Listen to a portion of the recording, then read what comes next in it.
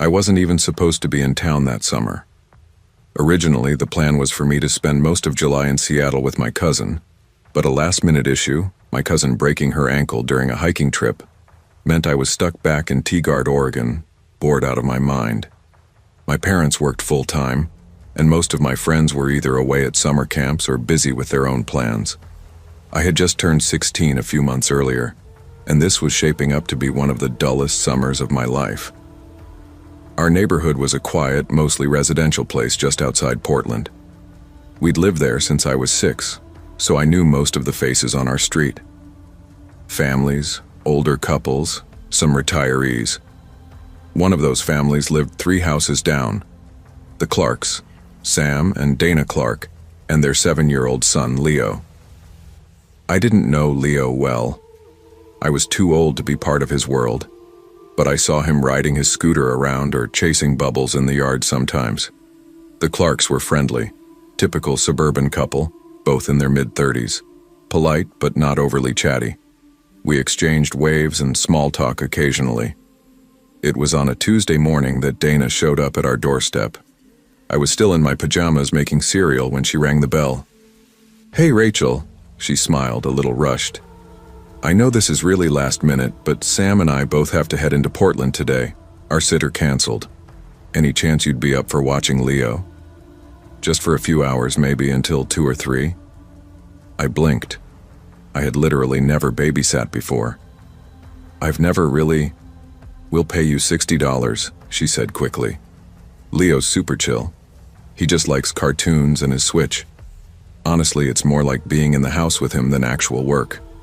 That kind of money for just hanging out?" I agreed, mostly because I had nothing else going on. She gave me a few quick details. Snacks in the fridge, emergency numbers on the counter.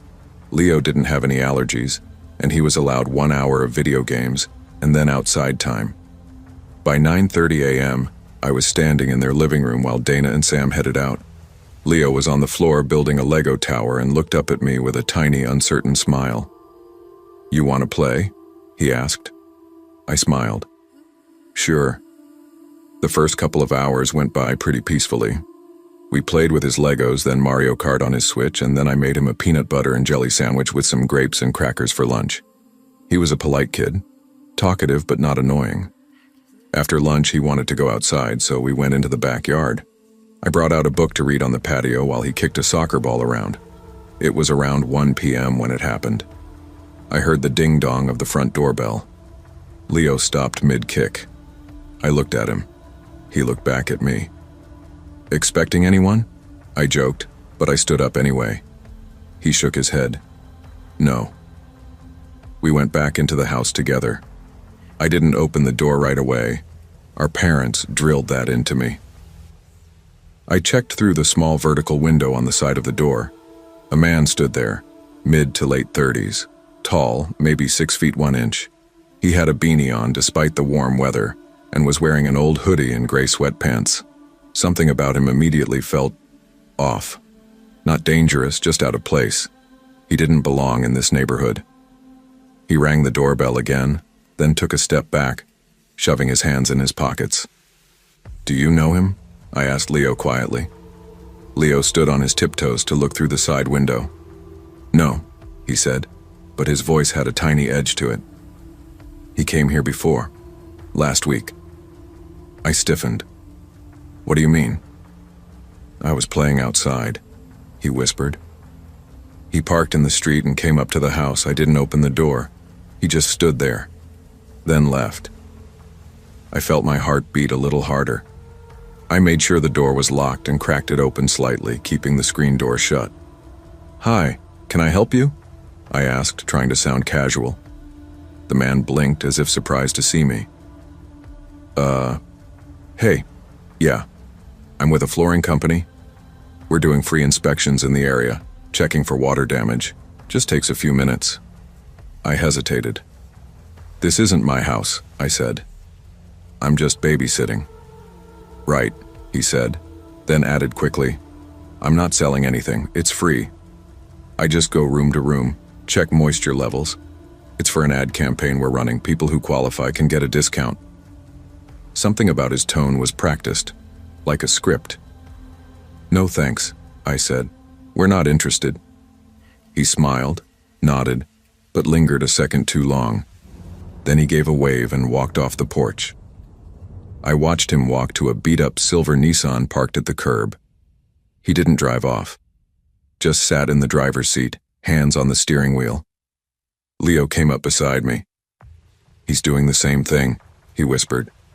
That was enough for me. I closed the door, locked it again, and pulled the curtain shut. I didn't want to scare Leo, but I was unsettled. I texted my mom and Dana Clark to let them know about the guy. Dana replied a few minutes later, "We don't have any floor inspection scheduled. Call me if he comes back, thank you." Still, the guy didn't leave. From the kitchen window I could see his car, engine off. He wasn't on his phone. He wasn't writing anything down, just sitting. My stomach twisted. I didn't want to make a big deal out of nothing, but something didn't feel right. I pulled the house phone off the wall and kept it nearby just in case. Leo, sensing the shift in energy, sat closer to me while we resumed a cartoon on the couch. 15 minutes later, I checked again. He was gone. Or so I thought. When I looked out the side window facing the backyard, I saw him, this time standing by the wooden fence, on the side of the house. I nearly dropped the phone. He wasn't doing anything, just standing near the bushes like he belonged there. I moved quickly, pulled Leo away from the couch and whispered, "Let's go hang out in your room, okay?" He didn't ask questions, just nodded. Upstairs, I locked the door and pulled him over to the far corner away from the windows. Then I called 911. I kept it short, described the man, what he'd said, what he was doing, and gave the address. The dispatcher stayed on the line with me while Leo quietly fiddled with a small toy car in his lap. "You did the right thing," she told me. "An officer is a few blocks away." Minutes felt like hours. We didn't hear the doorbell again, but I heard the faint whoop of a police siren a little while later. I peeked out from the side of the bedroom blinds and saw the officer's car pulling up next to the curb. The man was gone. The officer knocked, and I opened the door after confirming his badge through the peephole. I gave him the full rundown. He took a look around the yard, then around the fence where I last saw the guy. There were footprints in the dirt. The cop said they'd keep an eye out, and if I saw the man again, I should call immediately. Dana and Sam got back an hour later. I filled them in. They were disturbed, but also thankful I acted quickly. Dana hugged me and said I had a good instinct. I got my $60, but it felt less like payment and more like hush money for an afternoon that had veered way out of the ordinary. I didn't babysit again that summer, and I never saw the man again. But sometimes when I'm walking home or sitting alone in a house, I think about how casual he was, how normal he tried to seem, how easily people like that blend into the background waiting for an opening. He didn't break in. He didn't try to force anything. He just watched, asked to come inside, and that was somehow worse. Because he didn't need to kick the door in to scare me, he just had to knock.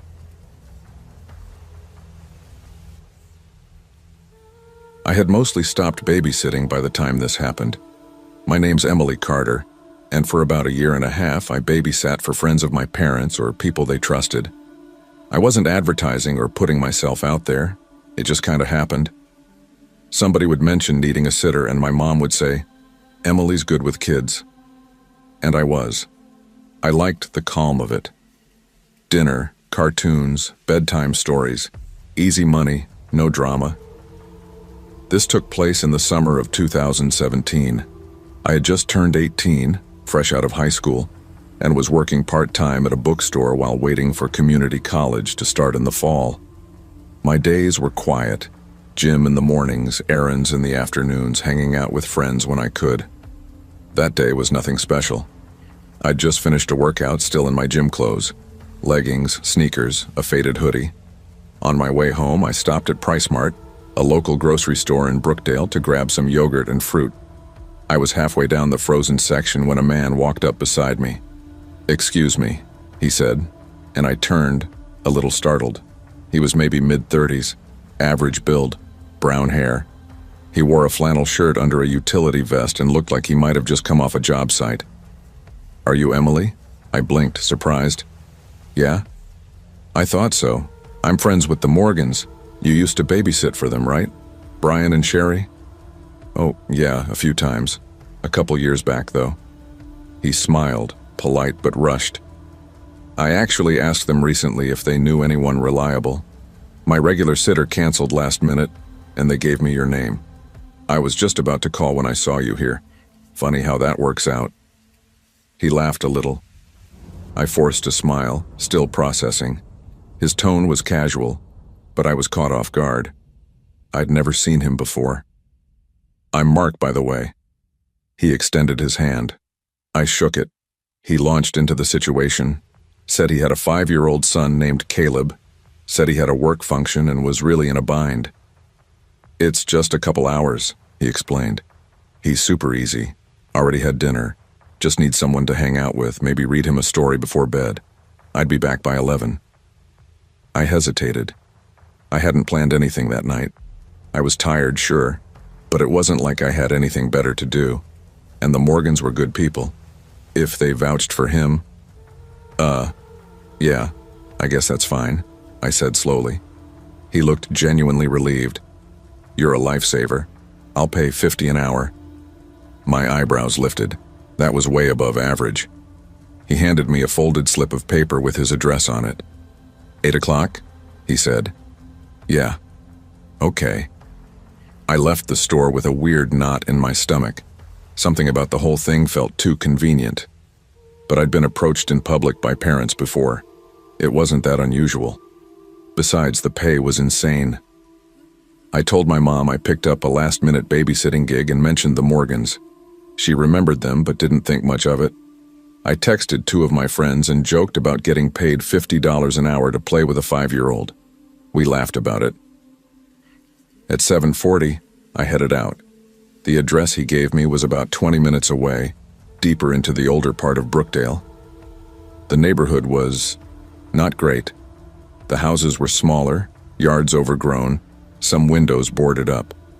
I slowed down as I found the right address. The house was a single-story, pale green with paint peeling off the siding.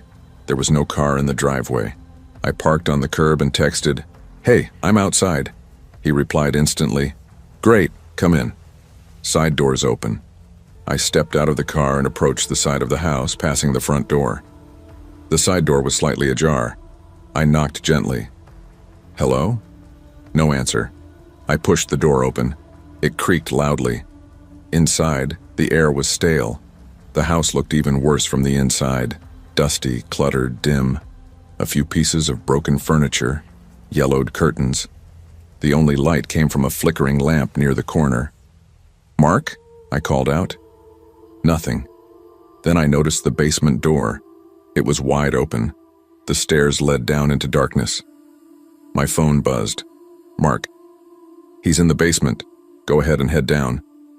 "He's probably playing." I stared at the screen. My gut tightened. I texted back, "Are you down there?" His reply was instant. "Not yet, just go on. He might be shy." I stood there frozen. Why would a 5-year-old be in a dark basement alone? Why didn't Mark meet me at the door? Where was the kid's room? Where was any sign that a child even lived here? I texted again, "Can you come up first?" No reply. Instead, I got another message. "Don't waste time, just go down." I took a step back from the basement door. My instincts were screaming now. My pulse was racing. Then another message came. "Emily, go downstairs, now." I didn't respond. I turned and started walking back to the side door. From behind me, I heard something shift. A slow, deliberate creak of a step on wood. Someone was coming up the basement stairs. I didn't wait. I ran. Out the side door, across the yard, slammed my car door shut, locked it, started the engine and peeled off so fast my tires screeched. Only when I was 2 blocks away did I stop at a red light, hands shaking, breathing hard. My phone buzzed again. I looked down. You shouldn't have left. There was never a kid. Name's not Mark either. I don't even live here. Don't bother reporting anything. I froze. Cold spread through my whole body. I felt sick. When I got home, I told my parents everything. My dad called the police immediately. I gave them the address, showed the texts, explained everything. Later that week, we found out the Morgans did know someone named Mark, but barely. He'd rented the house across from them for a few months. Never had a kid. They'd barely spoken to him. Police investigated the house I'd been in. It was foreclosed and empty. Squatters had broken in and out of it multiple times in the last year. No permanent resident. No Mark. No Caleb. But the basement? There were ropes tied to an old metal chair down there, and a single flashlight. Still on. To this day, I don't know how he recognized me, or how close I really came to never walking back out of that house. I never babysat again after that, and I never ignore my instincts anymore.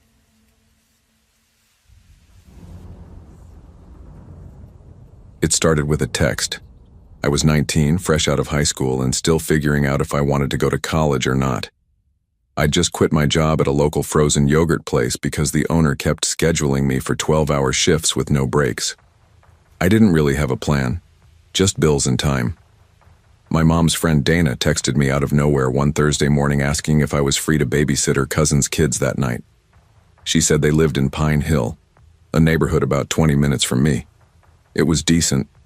Quiet, older houses, some big oaks lining the sidewalks. I had nothing else going on and needed gas money, so I said yes. She gave me the parents' names, Rachel and Marcus Dwyer, and told me they had 2 kids, Elijah, 5, and Sophie, 3. Dana mentioned that she'd babysat for them a few times herself and said they were super chill. That night was supposed to be easy. 4 hours. Feed the kids, put them to bed, hang out until the parents came home. I brought a hoodie, some snacks, and a book. I didn't expect anything strange, but by the end of the night, I'd be locked in an upstairs bedroom with both kids, hiding, heart pounding, hoping the footsteps outside the door would go away. I got to the house around 5:30 p.m. It was a 2-story place on a quiet cul-de-sac. Well-kept lawn, wind chimes on the porch, the kind of place that felt safe. Rachel answered the door with a tired smile and Sophie clinging to her leg like a baby koala. Elijah was on the living room floor with a pile of toy cars. "Hey, you must be Izzy, right?" Rachel said. "Yeah," I nodded. "Nice to meet you." She let me in and called for Marcus, who came out buttoning up his shirt. They both looked like they'd had a long week. Rachel had her makeup done but still looked stressed, and Marcus looked like he'd just gotten off a shift at a warehouse or something. "We'll just be out for dinner and drinks," Marcus said, grabbing his wallet. "Probably back around 10:30. Rachel crouched down to kiss both kids goodbye. "Be good, okay? Listen to Izzy." "Can we have nuggets tonight?" Elijah asked, already angling for a deal. Rachel smiled. "If Izzy says yes." They gave me emergency numbers, the Wi-Fi password, showed me where snacks were, then left in a cloud of perfume and the sound of heels on the front porch. As soon as the door shut, the house felt different. Not bad, just quieter. Dinner was fine. We made chicken nuggets and apple slices. Elijah asked me about 10 times if I had a boyfriend. Sophie mostly watched Bluey and picked at her food. By 8 o'clock, I started the bedtime routine. Sophie was clearly ready, yawning, rubbing her eyes, dragging her blanket behind her like a cape. Elijah, not so much. He bounced around, still full of questions and energy. "Why do you have a tattoo? What does it say? Do you know how to sword fight?" I helped them brush their teeth, read 2 stories in Elijah's room, which was covered in dinosaur posters, and tucked them both in. I checked the baby monitor Rachel had left on the kitchen counter, then sat on the couch, scrolled my phone for a bit, and finally opened my book. Then, maybe 15 minutes later, I heard it, the back door creaking open. At first, I didn't panic. I figured maybe the wind pushed it or one of the kids got up. I walked toward the kitchen slowly, the floor creaking under my socks. The back door was wide open. My first instinct was annoyance. I figured Elijah had probably gotten up and wanted to sneak out and look at the stars or something. It wouldn't be the first time a kid had done something like that. "Elijah?" I called. Nothing. I turned around and he was standing behind me in the hallway. I jumped. "Jesus, don't sneak up on me like that." He stared at the open door. "I just opened it a little," he said softly. I let the man in. My stomach flipped. "What man?" I asked carefully. "The man by the trees." "Elijah, there's no one out there," I said, walking past him to shut the door. The porch light flickered on, motion sensor, but no one was visible outside. I locked it and turned around. "Elijah," I said, crouching down. "What did you mean by that?" He hesitated, looking down at his bare feet. He knocked on the window and said he needed to come in. "What window?" He pointed vaguely toward the living room. "I just opened the door a little," he repeated. He was really tall. I felt that creeping chill, the kind that slides up your spine, slow and sharp. I walked through the house. The front door was locked. All the windows seemed closed. I called out just in case. "Hello? Is someone there?" Silence. I turned every light on, every room, every hallway. Still nothing. Maybe Elijah was making it up. Or he had a dream. Or maybe some neighborhood teen was pulling a prank, tapping on windows. But something felt wrong. I walked back upstairs past Sophie's room. She was asleep, curled into a little ball, and into Elijah's room. "Elijah?" I asked, keeping my voice calm. "Where did the man go?" He pointed down the hallway. "He went into the living room." I froze. "You saw him come inside?" He nodded. "I think he's hiding." My brain started to panic, but I didn't want to scare the kids. I told Elijah to get into bed and stay there. I whispered that I'd be right back. Then I did something stupid. I went back downstairs to check again. Alone. The house was dead quiet. I moved slowly, checking closets, the laundry room, even under the table. There was nothing, but I still felt watched. As I turned toward the stairs, I heard it. A soft creak from the other side of the house. A hallway near the guest bathroom. I didn't even wait. I sprinted up the stairs 2 at a time and shut myself in Elijah's room. He sat up. "Is the man back?" "I don't know," I whispered. I went into Sophie's room and picked her up. She was half awake, confused but quiet, and brought her back to Elijah's room. I shut the door and sat in front of it, phone in my hand. I called 911. I told the dispatcher everything. What Elijah said, the sound downstairs, the open door. I gave them the address. She stayed on the line with me. And then, I heard it. Footsteps on the stairs. Slow, deliberate. One step, then another. They got to the landing and stopped. The handle on the bedroom door jiggled. I didn't breathe. "Elijah," I whispered, "go sit with Sophie. Don't make a sound." The doorknob turned slightly, then stopped, and then silence. The footsteps retreated slower this time. I waited, gripping my phone so hard my knuckles hurt. Then, a knock at the front door. The police. By the time they entered, whoever had been inside was long gone.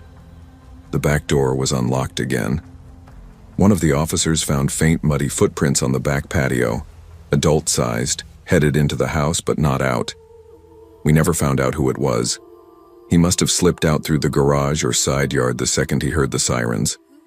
The kids were safe. The Dwyers came home crying and apologizing. Marcus installed cameras the next day. I babysat once more for them, 6 months later, during the daytime. But I never stayed the night again. Elijah doesn't talk about it, not even when I asked him again later. Maybe he blocked it out. But I still remember his voice, quiet and matter of fact. I let the man in.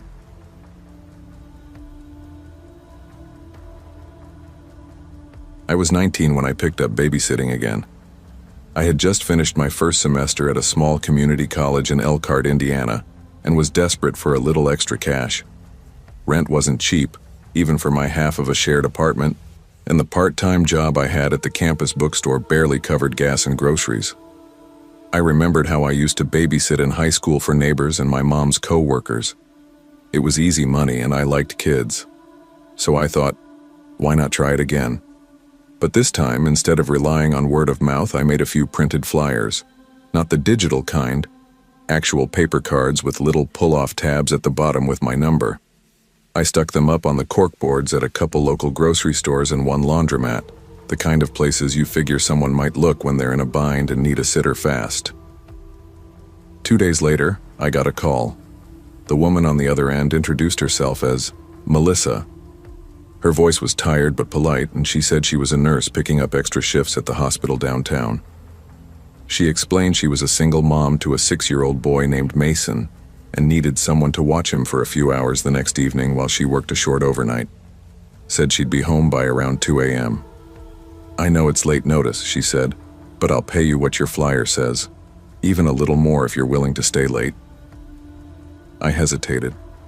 The idea of babysitting that late made me a little uneasy, especially since I hadn't met her or her kid. But money was money, and she sounded genuine. I agreed. Perfect, she said. I'll text you the address. Just be there by 7:30. Mason should already be in his pajamas by then, but he might want a snack or to watch TV before bed. We hung up and I tried to brush away the weird feeling in my gut. The next evening, I arrived at the house. It was further out than I expected, on the edge of town near a wooded area. The neighborhood wasn't run down, just quiet. The kind of quiet that makes you roll your windows up on the drive-in. The house was a 2-story rental, kind of narrow, pale gray siding with black shutters. A small porch light glowed near the door. I parked out front and sat in my car for a moment, staring at the house. I was early, about 7:20. I texted Melissa to let her know I was outside. She responded a minute later. Come on in, door's open. Just shut it behind you. I had to leave a little early. Sorry. That set off a flicker of concern. She wasn't home?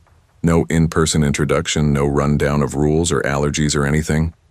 Still, I figured maybe nurses really did get called in suddenly. Maybe her kid was already asleep. Maybe I was overthinking it. I stepped inside. The house was mostly dark except for a dim kitchen light. It smelled faintly of wood and something sour, like milk left out too long. The living room had a sagging couch, a small flat-screen TV, and a coffee table with crayon marks. There were a few toys in a bin in the corner. Hello? I called out softly. Mason? No answer. I closed the door behind me and locked it out of habit. I walked further in, checking the kitchen and peeking down the hallway that led toward what I assumed were the bedrooms. One door was slightly ajar. I knocked gently. Hey, Mason. I'm Jenna. Your mom asked me to come hang out with you tonight. Still nothing. I pushed the door open a little more and peeked inside. The room was dark, but I could make out the outline of a twin bed, some toys on the floor. The sheets were messy, like someone had just gotten out of bed, but the bed was empty. I turned on the hallway light and opened the other doors. Bathroom, closet, a small guest room. No sign of a kid. That prickling unease started to climb up my spine. I texted Melissa again. Hey, I'm here. I don't see Mason anywhere. Did he fall asleep somewhere else? No reply. I waited. 5 minutes passed. 10. I walked back to the front of the house and froze. The door I had locked was cracked open. I know I locked it. My heart thumped hard in my chest. I grabbed my phone again and texted Melissa one more time. Your front door was open. I swear I locked it. Is everything okay? No response. I hovered near the living room, trying to stay calm. Maybe Mason had wandered outside. Maybe he left when the door was unlocked. Should I call the police? Suddenly, I heard a soft creak from upstairs. But I had already checked up there. "Mason?" I called again, this time more cautiously. No answer. I crept toward the staircase. Each step felt heavier than the last. I reached the top and noticed that the door at the end of the hall, which I could swear had been closed, was now slightly open. I approached slowly, pushed it open. The room was nearly empty, just a mattress on the floor. No furniture, no kid. Then I noticed something on the far wall, deep gouges like someone had clawed at the paint, and below them, a small pile of broken crayon bits. Suddenly, I heard the soft click of the front door closing downstairs. I turned so fast I nearly tripped. I bolted down the stairs and into the living room, and froze. There was a man standing near the door. He wore dark clothes, a gray beanie pulled low, and his hands were in his pockets. I couldn't see his face clearly, but his build was stocky. Too big to be someone I should be alone in a house with. "Who are you?" I asked, my voice shaking. He didn't answer. "Where's Melissa?" I demanded. Still nothing. Then he said, in a calm, even voice, "There's no Melissa." My breath caught in my throat. "Who are you?" Instead of replying, he started walking toward me. I turned and ran, straight out the back door. I didn't even think about grabbing my phone, I just ran. Through the yard, past an old shed, into the woods. Branches scratched my arms, my legs. I didn't stop until I was sure I'd put distance between us. I crouched behind a fallen tree, gasping for air, trying to stay quiet. That's when I heard it, his voice. Distant, but getting closer. "You shouldn't have come here." I covered my mouth with both hands and stayed perfectly still. Eventually, I heard his footsteps retreat.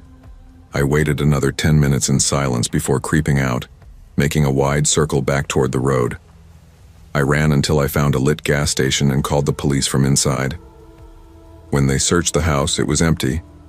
No child's belongings, no signs anyone had lived there long term.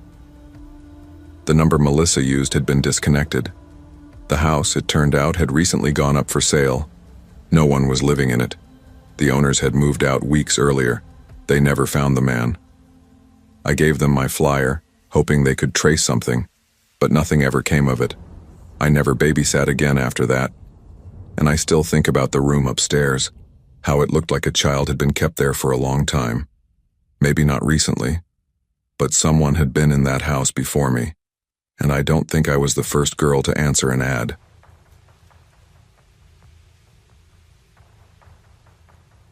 I started babysitting when I was 17, mostly for neighbors around my town of Elk Ridge, Missouri. It wasn't a big town, just a handful of neighborhoods tucked between wooded back roads and the occasional farm stretch. My family knew almost everyone, so word got around fast when someone's kid needed watching. I didn't mind. I liked kids and I liked the quiet. I was saving up to buy a used car, and babysitting helped. Plus, I had plans to start community college in the fall and didn't want to ask my parents for help. That summer was my busiest. I had 2 regular families and a few one-offs. One of them stuck with me, though, not for the pay or the kids, but because of something that happened that I still can't explain. This was back in 2013, give or take. It was mid-June. Hot during the day, but still chilly once the sun dropped. My Aunt Dina called me one afternoon and asked if I could watch her kids while she and Uncle Rick drove to a wedding about an hour away. They'd be back around midnight. Dina lived about 20 minutes outside town, on the far edge of a rural road called Knox Hollow. Her house sat on a few acres, decent lawn, wide gravel driveway, woods on 3 sides, and a rusted metal gate that hadn't worked since I was 10. She had 4 kids. The oldest, Mason, was 9. Then there was Ellie, 7, Grace, 5, and the youngest, Emmy, who had just turned 4. I'd watched them plenty of times before, and while they were wild, they weren't bad kids. I pulled up a little after 3:30 p.m., parking behind their minivan. Rick was loading their overnight bag into the trunk, while Dina gave me a list of phone numbers and bedtime rules. It was the usual: no sugar after 7, cartoons only until 8. Grace's stuffed bunny must be in her bed or there would be hell to pay. She even laughed as she said that.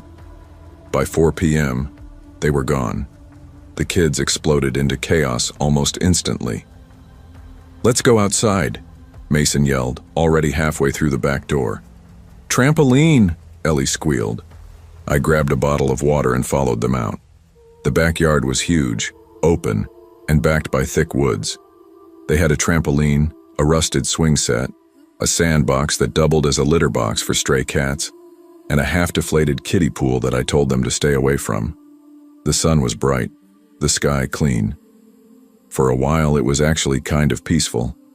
I pushed the girls on the swings, played tag with Mason, and even let them eat popsicles on the back steps. Around 6:30, I called everyone in for dinner, just frozen pizza and applesauce, but they didn't complain. After dinner, we all ended up back outside for a bit. It was that weird twilight time. Blue light, long shadows, cooler air. I was sitting on the steps again, just watching them bounce on the trampoline, when I noticed something. There was a man at the edge of the woods. I almost didn't register him at first. He wasn't moving, just standing near one of the trees, half concealed by the trunk. He was far, maybe 50 yards out, just barely on the edge of the yard before the woods swallowed everything up. My stomach dropped. I stared for a few seconds, squinting to make sure I wasn't seeing things. He was tall, maybe 6 feet or more, wearing dark clothes and a baseball cap pulled low. His arms hung by his sides. He wasn't waving, wasn't calling out. Just watching. "Mason," I called, standing up quickly. "Everybody off the trampoline. We're going inside now." "Why?" Grace whined, bouncing midair. "No arguments, now let's go." Maybe it was my tone, or maybe they could sense I was serious. They climbed down without much fuss. I kept looking back toward the tree, but the man didn't move. He didn't try to hide either. Once we were all inside, I locked the back door and pulled the curtains shut. The kids scattered. Mason went to the living room, Ellie and Grace went upstairs to play school, and Emmy was on the couch with a blanket and her thumb in her mouth. I checked the other windows in the back. He was gone. No trace, no sound, just empty yard and thick trees behind it. I didn't call the police, I probably should have, but part of me thought maybe it was just a neighbor passing through or a hunter. It was rural after all. I tried to convince myself of that, even though I knew it wasn't normal. By 8:30, I had the kids in pajamas. Grace was already nodding off with her bunny in hand, and Emmy was practically asleep on my shoulder as I carried her upstairs. On the way to Emmy's room, we passed the hallway window that overlooked the front yard. I froze. The man was there, walking slowly down the road in front of the house.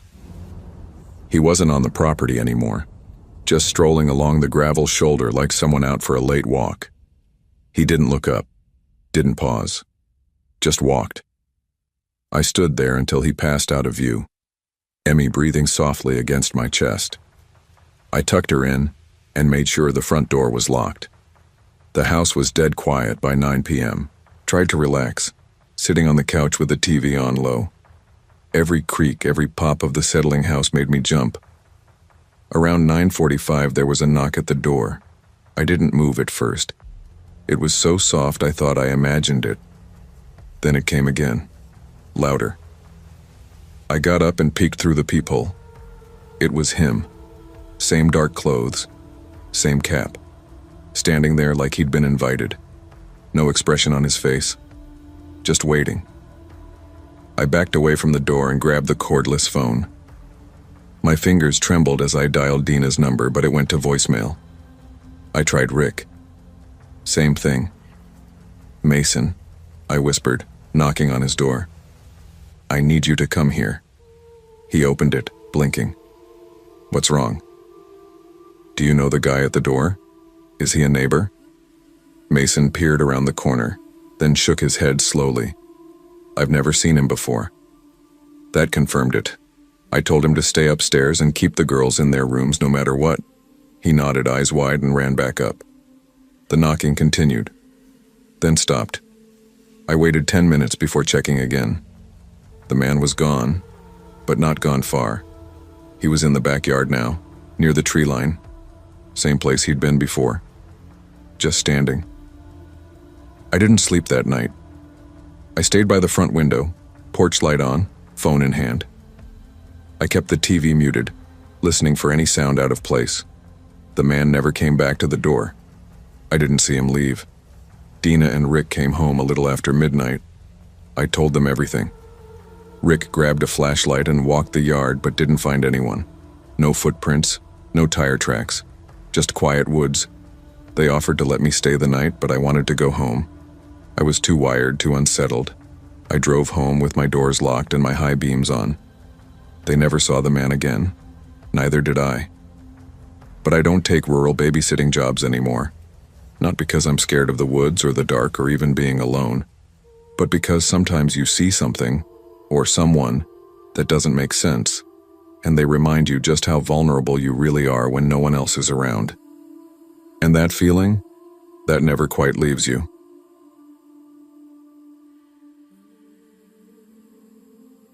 It was the easiest money I thought I'd ever make.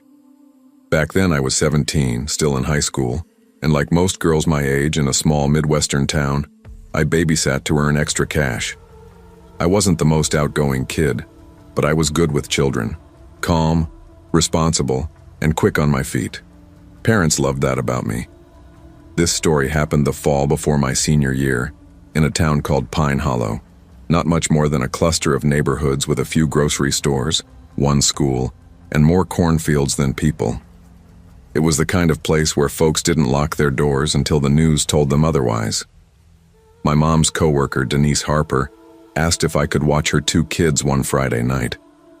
I'd babysat for her once before, earlier that summer. The kids, Cameron and Lily, were 7 and 8. Smart, polite, easy. They liked Legos and cartoons and would listen if you told them to brush their teeth. The Harpers lived in a 2-story house at the end of a cul-de-sac on Birchwood Drive. A quiet neighborhood. Lots of retirees. Nothing ever happened there. So I said, yes. 5:15 p.m. Denise and her husband Greg were running late. When I pulled up, Denise was still curling her hair in the upstairs bathroom, and Greg was pacing near the front door, checking his phone. "Hey, sweetheart. Thank you so much for doing this," Denise called from upstairs. "Pizza money's on the counter. The kids can stay up until 10. They already had their showers, should be easy." Greg gave me the quick tour again, where the emergency contacts were, how to use the remote, which neighbor to call if anything weird happened. I didn't think I'd need any of it. Cameron and Lily were already in their pajamas when I arrived, which was a little odd, but whatever. They were sitting on the floor in the living room, sorting through a mountain of Legos. "Bye, kiddos. Be good for Tessa," Denise said as they left. The door shut behind them. It was just the 3 of us now. 6:20 p.m. We ordered pizza. I let the kids each pick a movie. They chose Kung Fu Panda, which I had already seen about 10 times thanks to various babysitting gigs, but I didn't complain. I texted my mom to let her know I got there safe and everything was fine. She texted back a thumbs up and a heart. The kids were calm, even cuddly. By the time the movie ended, Cameron had started nodding off with his head on the couch arm, and Lily had moved to the floor with a coloring book. I asked if they wanted to go upstairs, and they both agreed. Their bedrooms were across from each other on the 2nd floor. Each had their own nightlight, and their rooms were decked out in themes. Lily's was butterflies and soft pink walls. Cameron's was dinosaurs and navy blue.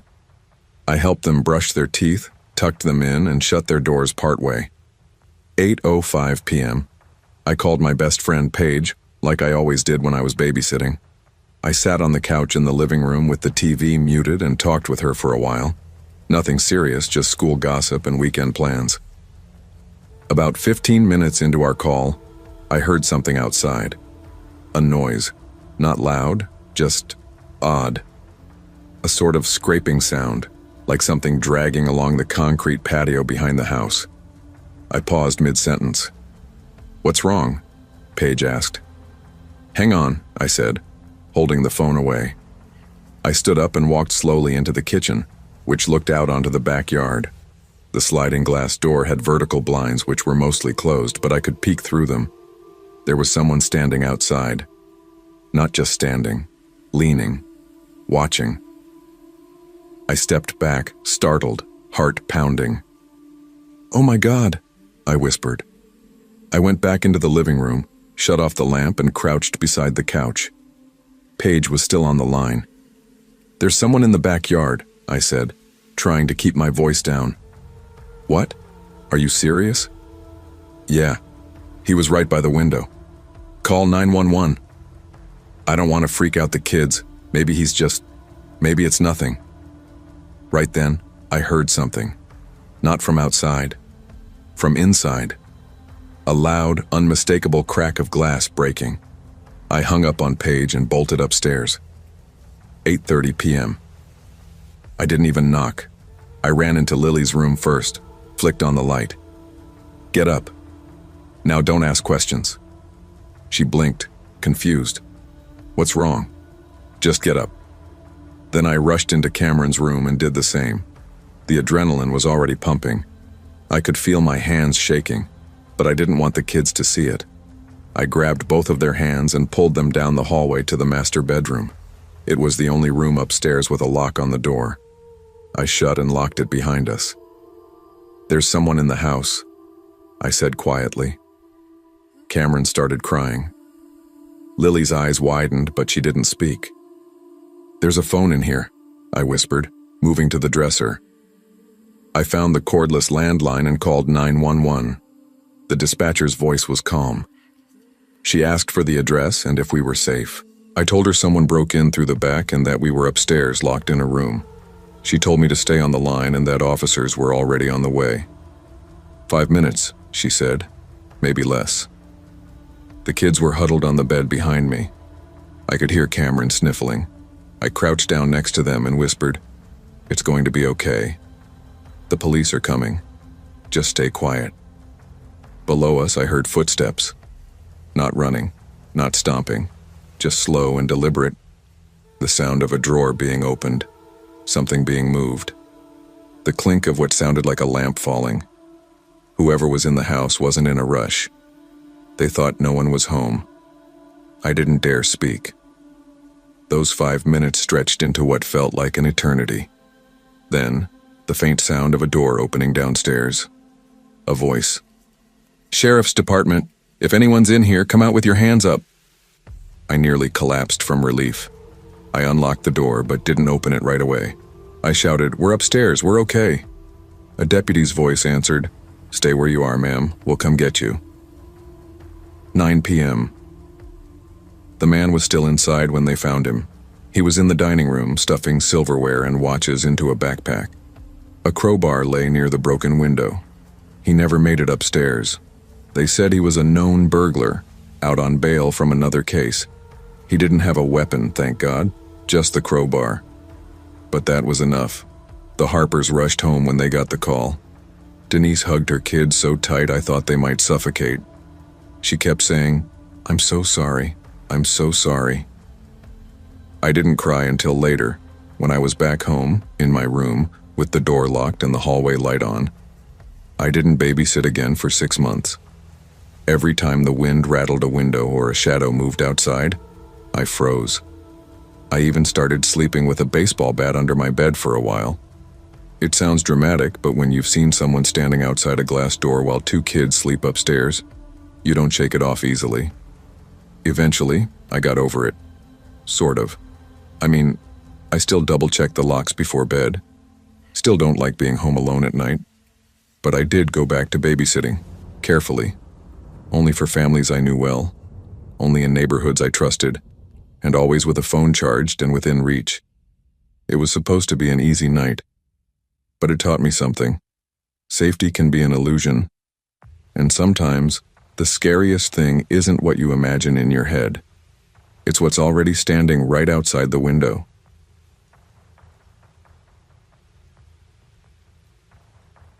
I wasn't even supposed to be babysitting that night.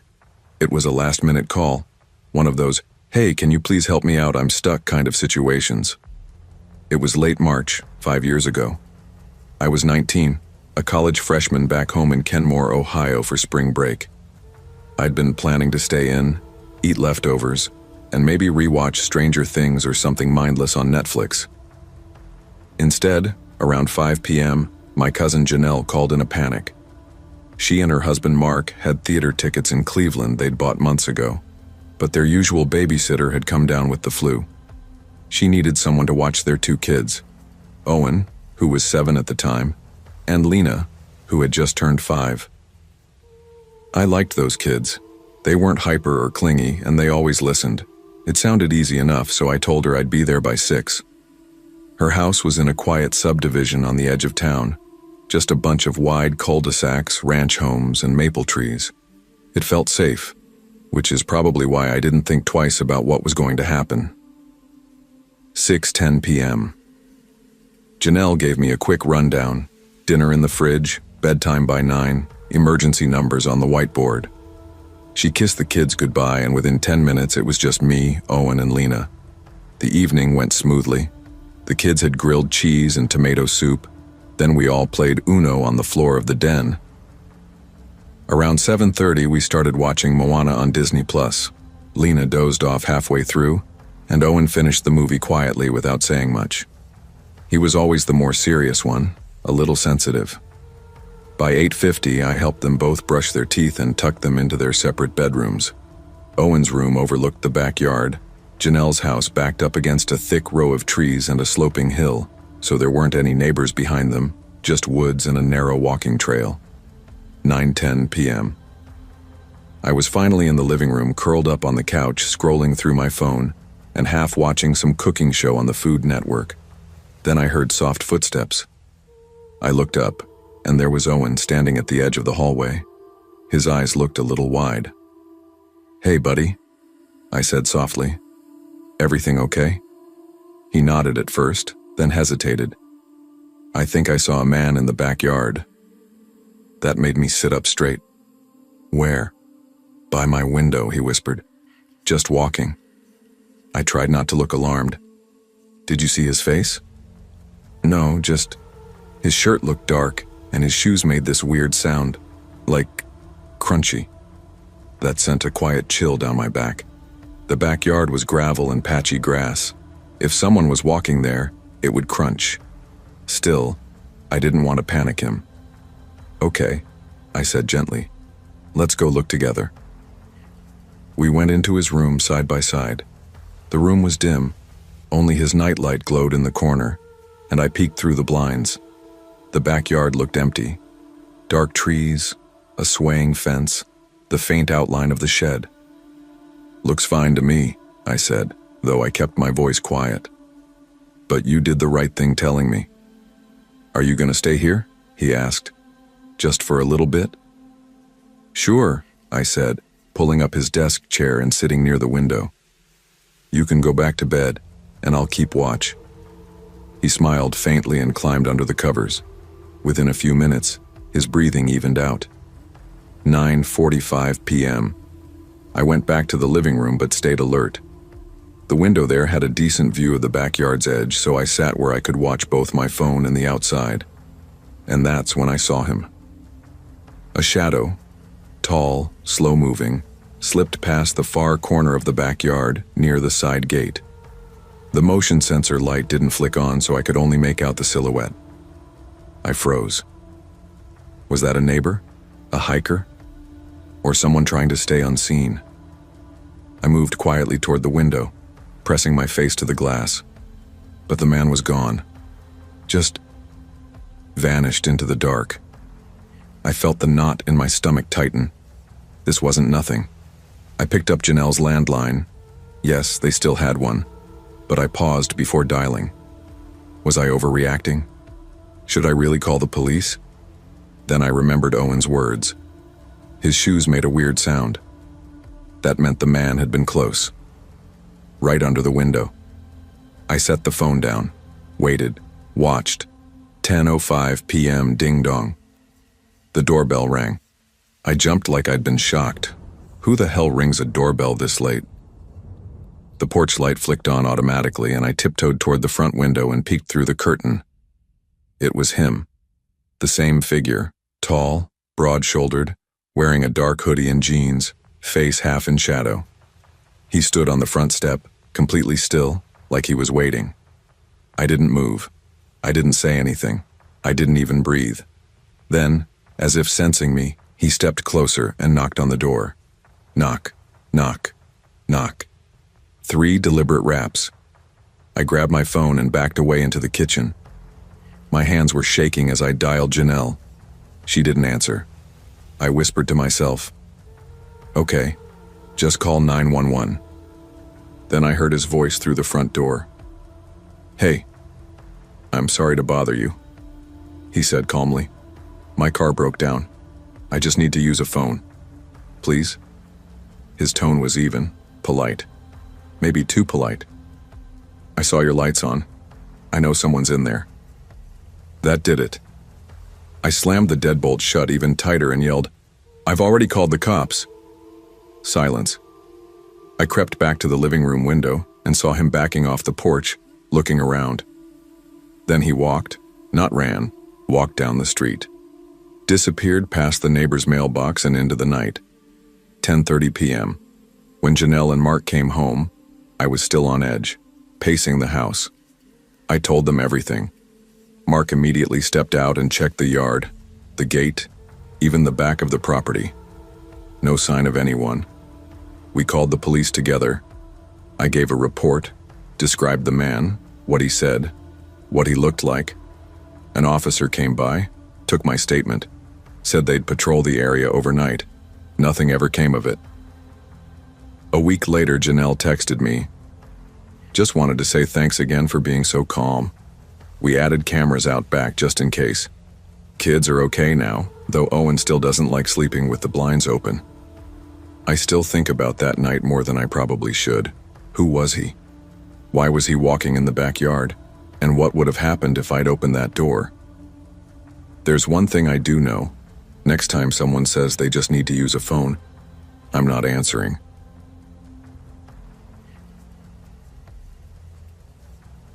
It was supposed to be an easy couple of days.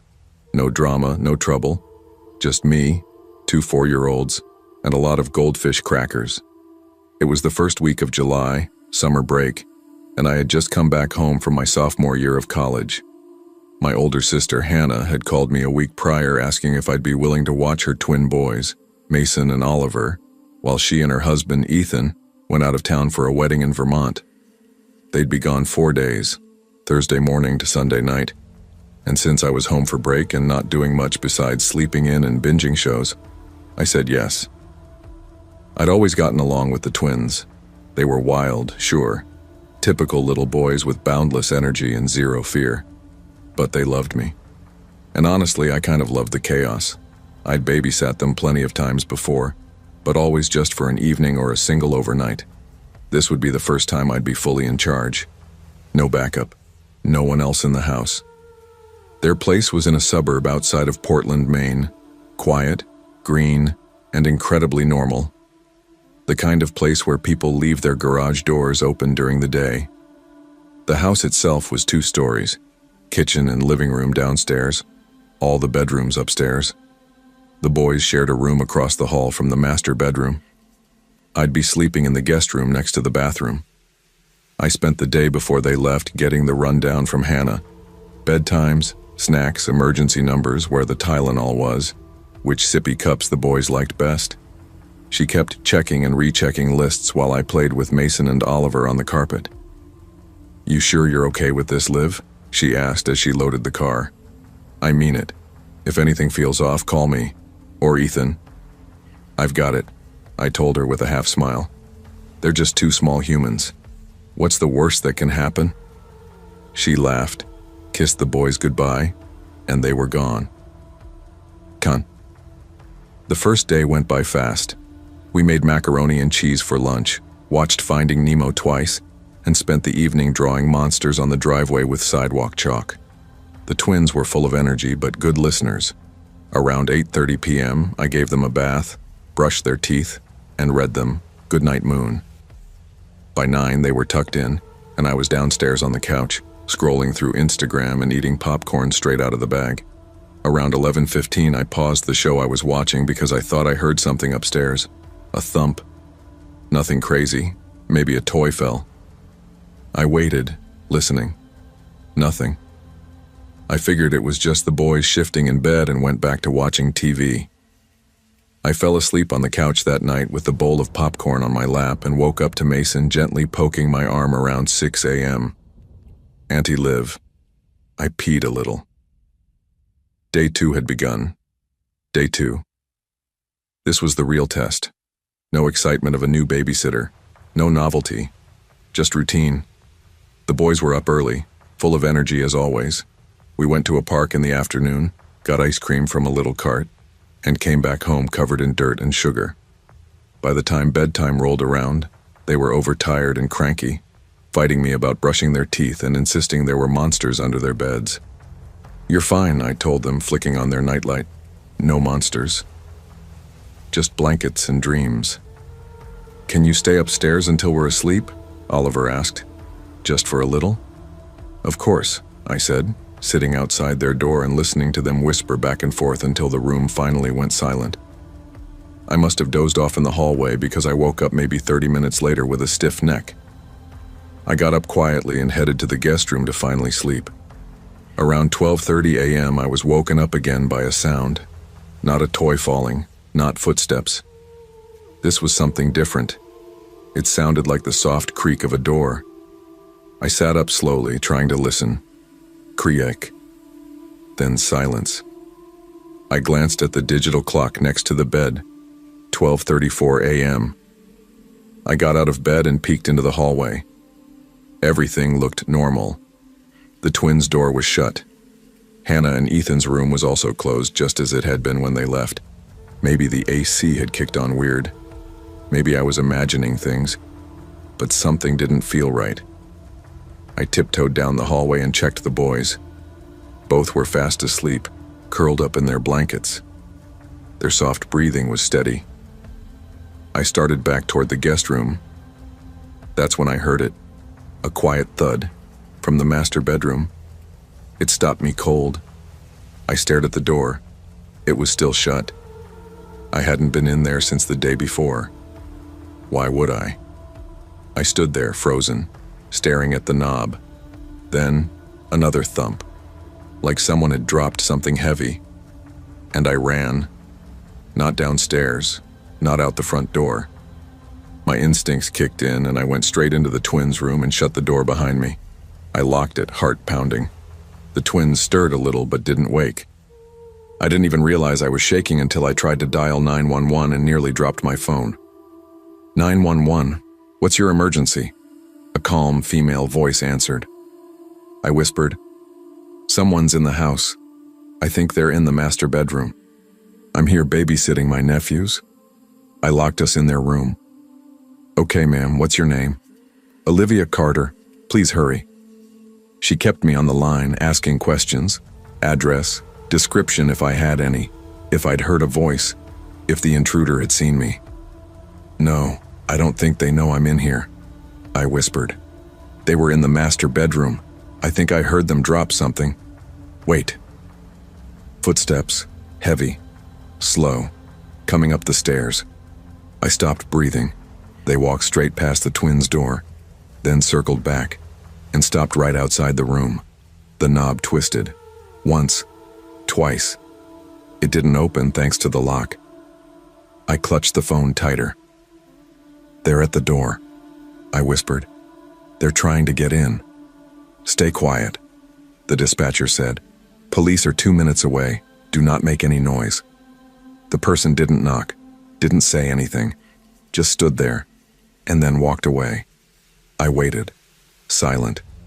Then I heard the unmistakable sound of the front door creaking open. Then the distant blare of sirens. Police. They arrived fast. I could hear the shuffle of boots and calls of, "Clear," through the house. I didn't unlock the door until an officer knocked gently and identified himself. It's safe now, Miss Carter. You can come out. The man they found had come in through an unlocked basement window. He was wearing gloves. He didn't take anything. He didn't try to leave until he heard sirens. He didn't say a word the whole time they arrested him. Later, we found out he lived only 2 blocks away. He had no prior record, no reason, no explanation. Nothing. Just a man, in a stranger's house in the middle of the night. I didn't sleep the rest of that night. I laid on the floor between the twins' beds, listening to their soft breathing, holding their tiny hands, waiting for the sun to rise. I never told Mason and Oliver what happened. They were too young, but they still call me Super Aunt Liv, and part of me wonders if, somehow, they knew something was wrong that night, if they could sense how terrified I was, how real it was. Because it was real. Every step, every creak, every second. It was just a few days, but it changed everything.